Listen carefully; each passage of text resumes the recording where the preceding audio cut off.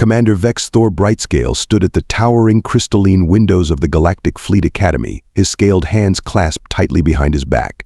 His iridescent scales shimmered with a mix of pride and anxiety as he watched the morning's training exercises. The prestigious institution hung in geosynchronous orbit above Centauri Prime, its gleaming spires and sweeping architecture a testament to 10,000 years of interstellar civilization. "Commander, your presence is requested in Hangar Bay 7, chirped his neural interface, the AI's voice carrying an unusual note of urgency. Vex'thor's secondary heart skipped a beat. Hangar Bay 7 was where the junior cadets trained, where his daughter Lyra was supposed to be completing her first solo flight exercise. "Status report," he barked, already striding toward the gravity tubes. "Cadet Brightscale's training vessel has experienced a critical systems failure. Emergency protocols have been engaged, but the AI paused, something it never did. Sir, conventional repair attempts have been unsuccessful." Vex'thor's scales rippled from their usual azure to a pale white. He'd specifically requested Lyra be assigned the Academy's newest training vessel, the XR-22 Starling. The ship was supposed to be perfect, its quantum crystal core certified by the finest engineers in 3 sectors. The gravity tube deposited him at hangar level, and he broke into a run, his ceremonial cape billowing behind him. Other officers pressed themselves against the walls as he passed, their mandibles clicking in surprise at the sight of a senior commander moving with such undignified haste. He burst into Hangar Bay 7 to find it in chaos. A dozen engineering drones buzzed around the sleek form of the XR-22, their diagnostic beams painting the ship in a web of light. 3 of the Academy's most senior engineers stood at their control stations, mandibles twitching in frustration as line after line of error code scrolled across their screens. And there, visible through the ship's transparent canopy, sat Lyra. His daughter's scales had dulled to a terrified gray, but she maintained perfect posture, just as she'd been taught. The ship's quantum crystal core pulsed with an angry red light behind her, its usual harmonious hum replaced by a discordant whine that set Vex'thor's teeth on edge. "The containment field is failing," announced Chief Engineer Pax Zilix, all 4 of his eyes fixed on the readouts. "If we can't stabilize the core in the next 30 minutes, we'll have to eject it into space." And my daughter Vex'thor's voice was barely a whisper. The ejection sequence would be catastrophic for anyone inside the vessel. Vex'thor felt his world tilting. The Academy's engineers were the finest in known space, if they couldn't save his daughter. Then, from somewhere behind him, a peculiar sound cut through the tension, a laugh, followed by words in a language his translator took a moment to process. "Well, would you look at that? Someone's gone and crossed the quantum feeds. Classic rookie mistake. Haven't seen one of those since my days fixing garbage scows in Detroit." Vex'thor whirled around to face the source of that incomprehensibly casual voice. There, leaning against a support pillar with his arms crossed, stood a human wearing what appeared to be some kind of primitive protective garment covered in mysterious stains. The name Rodriguez was stitched across the chest in faded letters, and a metal object that Vex'thor's scanner identified as a wrench protruded from one pocket. "This is a restricted area," Chief Engineer Pax Zilix bristled, his spines rising in agitation. "Security." The human Rodriguez pushed off from the pillar and walked toward the ship, completely ignoring the approaching security drones. He pulled out a small device that Vex'thor's systems couldn't even identify and pointed it at the XR-22. "Oh yeah, definitely crossed quantum feeds." Plus he squinted at the readout. "Looks like your harmonic stabilizers are out of whack. Probably why the core is having a tantrum." Harmonic stabilizers. Pax Zilix's mandibles clicked rapidly in confusion. The XR-22 doesn't have harmonic stabilizers. It uses a pure quantum crystal matrix for. "See, that's your problem right there," Rodriguez interrupted, pulling the wrench from his pocket. "You're thinking about quantum mechanics all wrong. Sometimes the old ways are the best ways. Watch and learn, folks." Before anyone could stop him, the human had somehow bypassed the security lockouts and was climbing into the ship's maintenance hatch. Vex'thor's security training screamed at him to stop this madness, but something in the human's confident demeanor made him hesitate. "Hey kiddo," Rodriguez's voice came through the ship's external speakers as he addressed Lyra. "Don't worry, we'll have you out of there in no time. Your core's just got a case of the hiccups." Hiccups. Lyra's translator struggled with the term. "Is that a serious condition?" Nah, just means it needs a little percussive maintenance and some TLC. Now cover your ears, this might get a little loud. The assembled alien engineers watched in horror as a series of metallic clangs echoed through the hangar.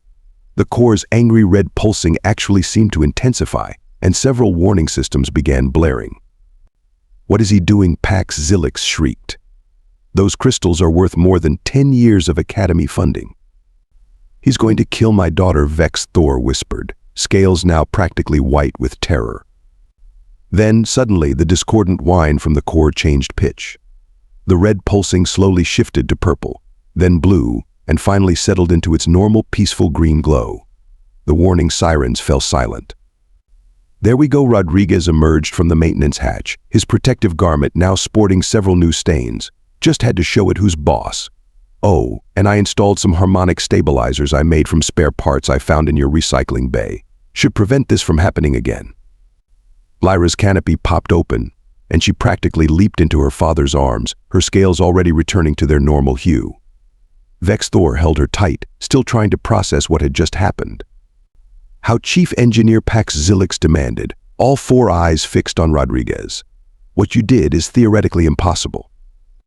The human shrugged, wiping his hands on a rag that seemed to appear from nowhere. "Theory's nice and all, but machines just want to be listened to.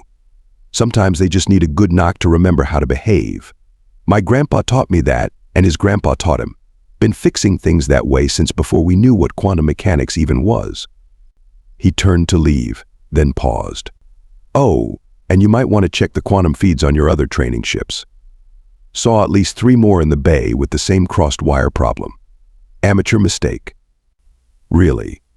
Though I guess that's what happens when you let theoretical physicists design spaceships instead of mechanics. The Academy Council chamber buzzed with agitated energy as Admiral Ka Vosh Stormweaver paced before the assembled board members. His ceremonial armor clicked with each step, crystal inlays catching the light from the orbital station's artificial sun. "This is unprecedented," the Admiral's voice boomed across the chamber. "A non-certified maintenance worker, accessing our most advanced training vessels without proper clearance or authorization. The political implications alone." Vex'thor stood at attention before the council, his scaled hands clasped behind his back. "With all due respect, Admiral, that non-certified maintenance worker saved my daughter's life and prevented the loss of an extremely valuable training vessel by hitting it with a primitive metal tool," screeched Council Member Ra-Thix, her feathers bristling. "Do you have any idea what the Quantum Crystal Artificers Guild will say when they hear about this? Their representatives are already demanding an investigation." Through the chamber's massive windows, Vex'thor could see Rodriguez sitting in the waiting area, feet propped up on a priceless crystal table, apparently taking a nap. The human's casual disregard for protocol had already caused 3 junior administrators to suffer anxiety molts. Furthermore, continued Admiral Stormweaver, this Rodriguez person has been seen making unauthorized modifications to other training vessels. He claims to have installed something called harmonic stabilizers, cobbled together from our recycling bay. The modifications that work, Vex'thor pointed out. The efficiency ratings of those ships have increased by 47%. That's not the point. The Admiral slammed a scaled fist on his podium. There are procedures, protocols, 10,000 years of carefully documented maintenance regulations. A quiet voice spoke up from the corner. Council Member Nyx Ara, known for her measured approach, cleared her throat. "Perhaps we should consider that human innovation could benefit." Out of the question, interrupted Ra-Thix. "If word gets out that we're allowing untrained humans to modify our prestigious vessels with scrap parts and primitive tools, our reputation will be ruined. The Quantum Crystal Artificers Guild is threatening to revoke our certification." The council chamber erupted in panicked chittering at this announcement. Without guild certification, the Academy's insurance rates would skyrocket. Their funding could be cut. Their standing in the galactic community would plummet. "The decision is clear," Admiral Stormweaver announced gravely. "This Rodriguez person must be dismissed immediately. We'll issue a formal apology to the guild and have their certified technicians inspect and restore the modified vessels to their original specifications." Vex'thor's scales rippled with suppressed anger. "And what about the next time a quantum core malfunction threatens a cadet's life? What about my daughter?" "Your daughter should never have been in danger in the first place," Ra-Thix sniffed. Clearly, our maintenance protocols need to be more rigorous. We'll implement additional layers of oversight and documentation. More paperwork, Vex'thor muttered. That'll definitely fix the problem. What was that, Commander? Nothing, Council member. Request permission to inform the human of the Council's decision. The Admiral waved a dismissive hand. Granted, and make sure he surrenders any Academy property he's been hoarding in that primitive tool collection of his. Vex'thor found Rodriguez exactly where he'd left him, still napping peacefully in the waiting area. The human opened one eye as he approached. Let me guess, Rodriguez yawned, stretching. The bureaucrats didn't like having their precious protocols questioned by a grease monkey from Earth. I'm sorry, Vex'thor said quietly. You saved my daughter's life, and this is how they repay you. Rodriguez shrugged, standing up and gathering his tools. No worries, Commander. Not the first time I've been fired for being right. Won't be the last. He paused at the door, a peculiar smile playing across his face. Though I gotta say, this might be the first time getting fired starts an intergalactic incident. What do you mean? Oh, you'll see. Give it about 3 days. With a casual salute that would have given the Admiral an aneurysm, Rodriguez sauntered out of the Academy's main gates. Whistling an Earth tune that no translator in the galaxy could decode. The first signs of trouble appeared on the galactic social network within hours of Rodriguez's dismissal. A shaky video, apparently recorded by one of the maintenance drones, showed the human calmly fixing the malfunctioning quantum core with nothing but a wrench and what appeared to be duct tape. The post went viral faster than a quantum particle collision. Galactic Mechanics Forum.space erupted with discussions. Did you see how he diagnosed that crossed feed without even using a quantum scanner? Those homemade harmonic stabilizers are genius. Wait, they fired him for this. By the next morning, Vex'thor's personal communication device was drowning in notifications. The Academy's public relations department was in meltdown as messages flooded in from every corner of known space. Most disturbing were the ones from human mechanics. Commander, his AI assistant, chimed. You may want to see this. A holographic display materialized, showing news feeds from across the galaxy. On Space Station Alpha 9, human mechanics had stopped work on all quantum crystal-powered ships, citing safety concerns about non-harmonically stabilized cores. At the Jupiter shipyards, a group of humans wearing shirts with Rodriguez's face on them were giving impromptu lectures about the importance of practical experience over theoretical knowledge. The humans have a saying, one grease-covered mechanic told a reporter.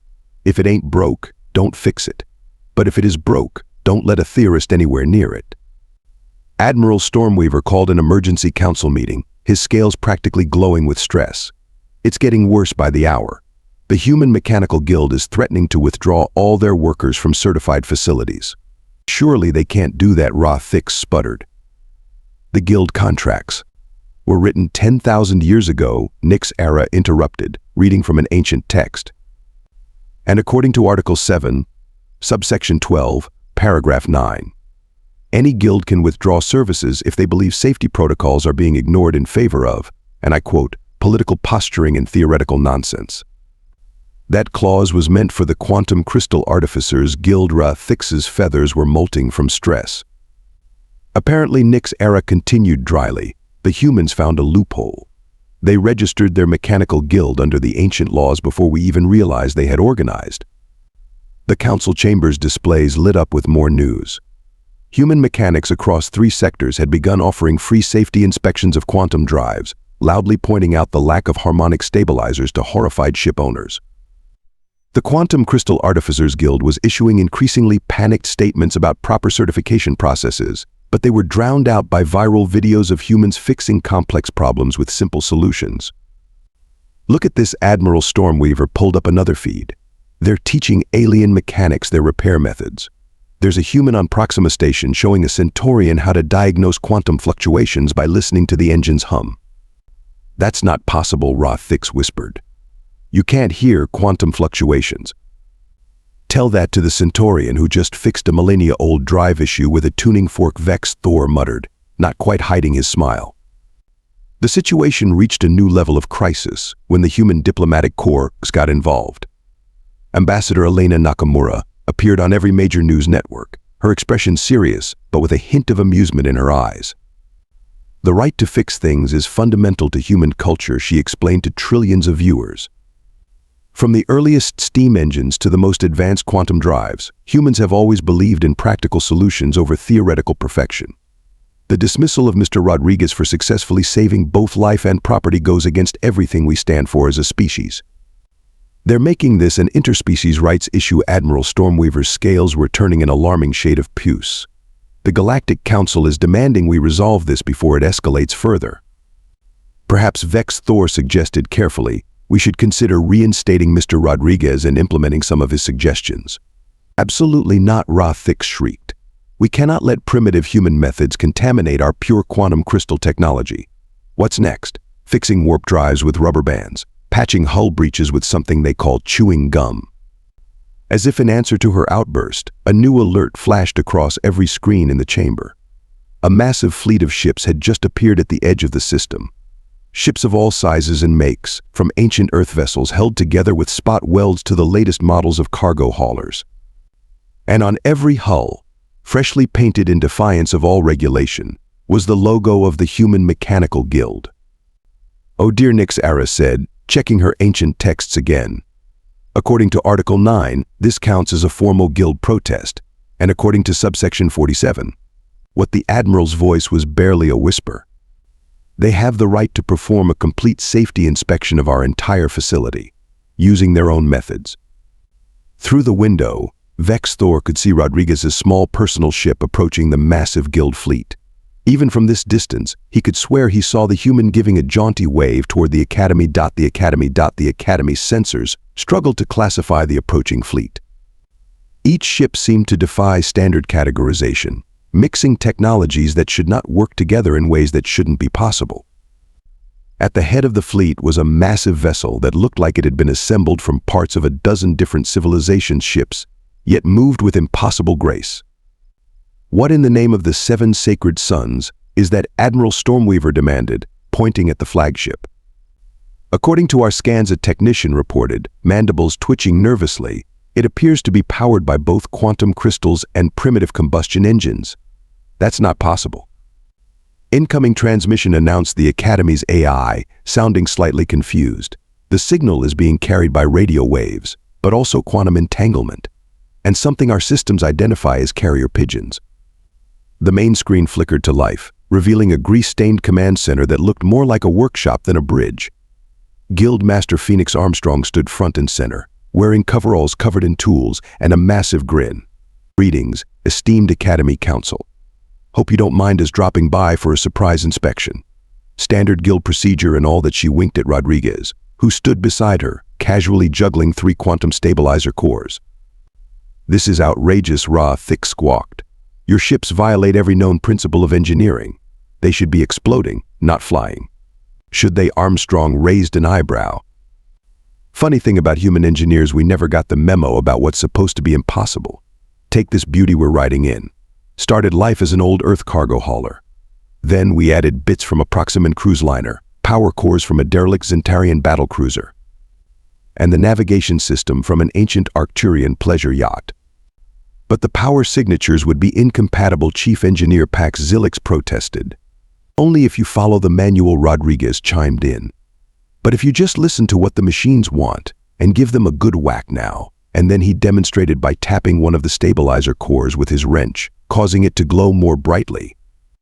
The Academy's sensors suddenly went berserk as the human fleet began demonstrating their capabilities. Ships performed maneuvers that violated known physics. Quantum cores purred in harmony with diesel engines, and at least one vessel appeared to be powered entirely by something the humans called coffee. "Sweet mother of mercy," whispered Nyx Ara, watching a small repair shuttle casually phase through solid matter. "How are they doing that?" "Oh, that's Jimmy's ship," Armstrong explained cheerfully. "He figured out you could bypass quantum uncertainty if you just asked the particles nicely and bribed them with a bit of WD-40. "That makes no scientific sense," Ra-Thix wailed. "Neither does your face, but it still works," called out a voice from somewhere in the human fleet, followed by a chorus of laughter. Admiral Stormweaver slumped in his chair as more impossibilities unfolded before him. A human engineer was showing a group of awestruck alien mechanics how to boost quantum efficiency using rubber bands and paper clips. Another was explaining why talking to engines was just as important as maintaining them. Did you know, Armstrong continued conversationally, that quantum crystals actually like classic rock music? Increases efficiency by 43%. We've got a whole fleet of ships running on ACC power. That's not what AC/DC power means, Pax Zilix shouted, then paused. Is it? Only one way to find out, Rodriguez grinned, pulling out an ancient Earth device labeled MP3 player. The Academy Council watched in horror and fascination as the human fleet began what they called a proper inspection. Teams of mechanics in oil-stained coveralls swarmed through the facility, upgrading systems with parts that looked like they came from a scrap heap, but somehow improved performance tenfold. By the way, Armstrong added, we brought you a gift. The flagship's cargo bay opened, revealing thousands of harmonic stabilizers, each one handcrafted by human mechanics across the galaxy. Free of charge, because unlike some guilds we could mention, we believe safety shouldn't come with a premium price tag. The Quantum Crystal Artificers Guild will never accept this, Ray Thix moaned. Oh, them, Armstrong waved dismissively. Funny story, turns out their guild certification was technically invalid. Something about not maintaining proper harmonic resonance in their own facilities. Our inspection teams found that out about an hour ago. They're a bit busy right now, trying to stop their headquarters from achieving spontaneous quantum dissolution. Don't worry though, Rodriguez added. We sent them some duct tape. Should hold things together until they learn to listen to their crystals instead of just theorizing about them. Vex'thor, watching this all unfold, finally asked the question that had been bothering him since the beginning. Why did you wait until now to reveal all this? Humans have been part of the galactic community for decades. Armstrong and Rodriguez shared a knowing look. Sometimes, Armstrong said, you have to let people make their own mistakes. Besides, it was pretty funny watching everyone assume we were primitive just because we prefer practical solutions to fancy theories. Also, Rodriguez added, patting his trusty wrench, do you have any idea how much easier it is to get work done when people underestimate you? No paperwork, no committees, just good old-fashioned problem solving. Through the windows, they could see human mechanics teaching their alien counterparts the sacred art of percussive maintenance, while ships that defied physics danced between the stars, powered by impossible combinations of technology and held together with hope, skill, and just a little bit of duct tape. The Academy's grand conference room had never seen a meeting quite like this one. Guildmaster Armstrong sat with her boots propped on the ancient crystal table, while Admiral Stormweaver tried not to wince at every scuff mark. Ambassador Nakamura maintained perfect diplomatic posture, though her eyes twinkled with barely suppressed mirth. Let's review the terms, Nakamura said, pulling up a holographic document. The Human Mechanical Guild will provide full certification for the Academy's training fleet, including installation of safety measures such as harmonic stabilizers. And in return, Admiral Stormweaver asked weakly. In return, the Academy will establish a new practical engineering program, with human instructors teaching alongside your theoretical experts. She paused, consulting her notes. Oh, and you'll need to update your dress code. Our mechanics refuse to wear those ceremonial robes. Something about them being a fire hazard. Thix, who had been unusually quiet, suddenly perked up. But what about the ancient traditions, the sacred protocols? Funny you should mention those, Nyx interjected, still buried in her ancient legal texts. I've been doing some research. According to the original Charter of Galactic Education, dated over 15,000 years ago, there was actually a requirement for all technical institutions to maintain a balance between theoretical and practical instruction. What the Admiral's scales shifted through several colors of disbelief. Oh yes, Nyx continued, warming to her subject. Apparently this requirement was gradually phased out during what the texts call the Great Bureaucratic Revolution. Something about making everything more standardized and efficient. How'd that work out for you? Rodriguez asked innocently, now officially reinstated as the Academy's head of practical engineering. Before anyone could respond, the conference room door burst open. A group of excited cadets rushed in, led by Lyra Brightscale. Father, you have to see this. The assembled diplomats and officials followed the cadets to Hangar Bay 7, where a remarkable scene was unfolding. The training vessels, newly equipped with harmonic stabilizers, were humming in perfect harmony. But it wasn't just the sound that caught everyone's attention. Are those quantum cores? Dancing Ra Thix asked in disbelief. Sure enough, the energy patterns of the quantum cores were pulsing in sync, creating a mesmerizing light show. The efficiency readings were off the charts. Turns out, Armstrong explained, when you let quantum particles jam together, they actually work better. Who knew physics could be fun? But that's not the best part, Lyra burst out excitedly. Show them what else we learned. The cadets demonstrated their new skills, combining theoretical knowledge with practical know-how in ways that made the old guard's head spin. One student had figured out how to boost shield strength using recycled energy from the harmonic stabilizers. Another had developed a new maintenance protocol that involved both complex quantum equations and what the humans called a good old-fashioned tune-up. The results are undeniable, Vex'thor reported, consulting his datapad. Training accident rates are down 99%. Ship efficiency is up 200%. And he paused for dramatic effect. Applications to the Academy have increased tenfold since word got out about our new integrated program. Well, Admiral Stormweaver sighed. Finally accepting the inevitable, I suppose we should formalize these changes. Though I still don't understand how any of this works. That's the beauty of it, Rodriguez said, sharing a knowing look with Armstrong. Neither do we, half the time. We just listen to the machines and aren't afraid to try new things. Speaking of new things, Armstrong added casually, wait until you see what we've done with your cafeteria. Turns out quantum crystal power cores make excellent coffee makers. As the group processed this information, Ambassador Nakamura cleared her throat. There is one final item to discuss. The matter of compensation for Mr. Rodriguez's original contribution. Oh right, Rodriguez snapped his fingers. Almost forgot. Hey kid, he called out to Lyra. Remember that weird noise your ship was making before the quantum core went haywire? Lyra nodded enthusiastically. The one you said sounded like an Earth cat gargling quantum particles. That's the one. Well, I recorded it. Ran it through some analysis. Turns out, that sound was actually the quantum crystals trying to communicate. The room went silent. Communicate, Admiral Stormweaver's voice cracked. With who?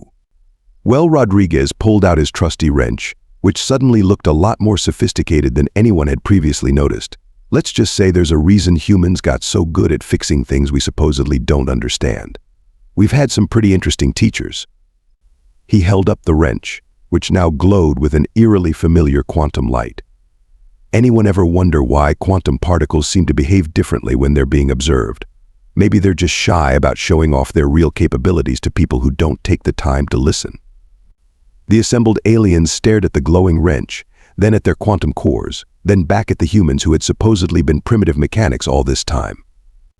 Now then, Armstrong grinned, pulling out her own suspiciously advanced-looking toolkit, who's ready for their first real lesson in quantum communications. 1 year later. Commander Vex'thor Brightscale stood at his favorite window in the Academy, watching the morning traffic flow past. The view had changed considerably since the humans had introduced their innovations. Ships of all makes and models now sported gleaming harmonic stabilizers, their quantum cores pulsing in cheerful harmony with whatever music their engineers had chosen for the day. Below him in the main hangar, Rodriguez was teaching a class on what he called quantum intuitive mechanics. The students, a mix of all species, sat on makeshift chairs fashioned from spare engine parts, while their quantum cores hummed along to the lesson. And remember, Rodriguez's voice carried through the speaker system. If the quantum particles aren't cooperating, try playing some blues music. They're suckers for a good guitar solo. Vex'thor smiled, his scales shimmering with amusement. The Academy had indeed transformed. The pristine halls now featured tool racks alongside the theoretical texts. The formerly sterile engineering labs had been replaced with what humans called hands-on workspaces, complete with that mysterious substance known as coffee available on tap. Even Ra Thix had come around, after discovering that her precious ceremonial robes could be modified with human-designed pockets to hold an impressive array of tools. She now taught a popular course on theoretical applications of percussive maintenance. His daughter Lyra had graduated top of her class, specializing in what was now called harmonious engineering. She'd even started teaching the younger cadets her own technique for quantum core optimization, which somehow involved Earth music from something called the disco era. Commander, his AI assistant chimed, "You have a priority message from Guildmaster Armstrong." The message popped up in his neural interface, causing him to choke on his morning coffee, another human habit he'd acquired. Finally figured out why quantum particles change behavior when observed. Turns out they read just showing off. Having a great laugh about it with them now.